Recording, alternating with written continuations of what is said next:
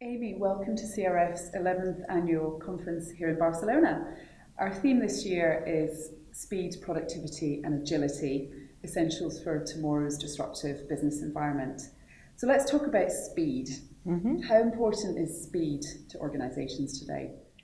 You know, Gillian, the company that can quickly scan and process information from the environment and act on it gains competitive advantage.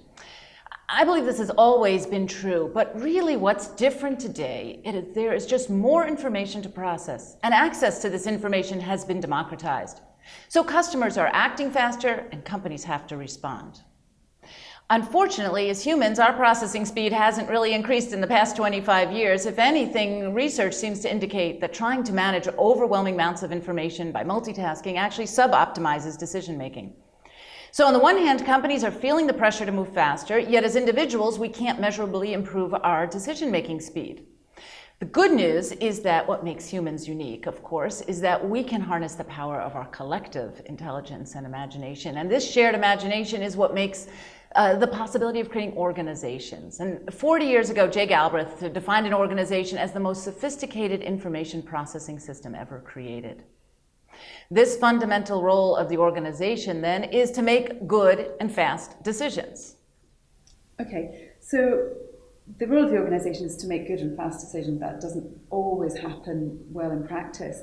What are some of the things that you see getting in the way of speed? There are really a few predictable factors that get in the way of good and fast decision making. You know, number one is the complexity of strategy.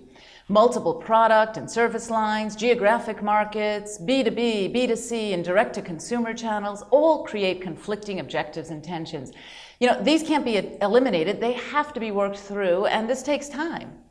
The second thing is really size.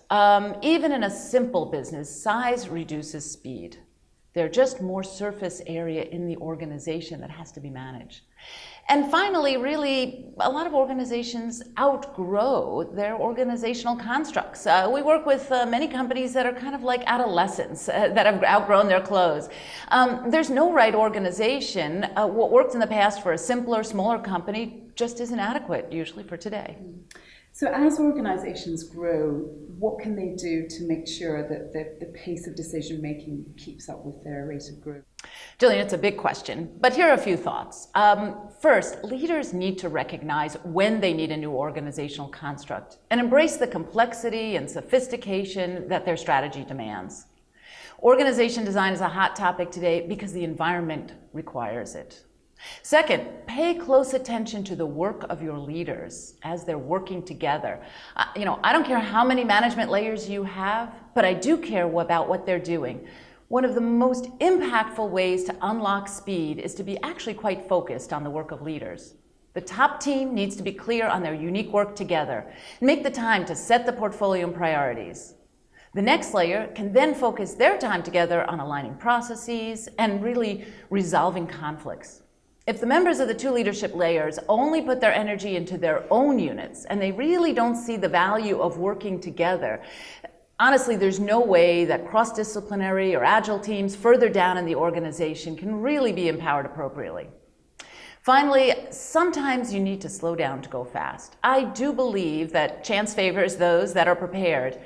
We need some parts of the organization to take more time to listen and explore, other parts really to solve system problems at the root cause level, and other parts to spend more time on planning and coordinating. So the bottom line is, speed in decision making actually requires quite a bit of design and discipline. Amy Cates, thank you very much. Thank you.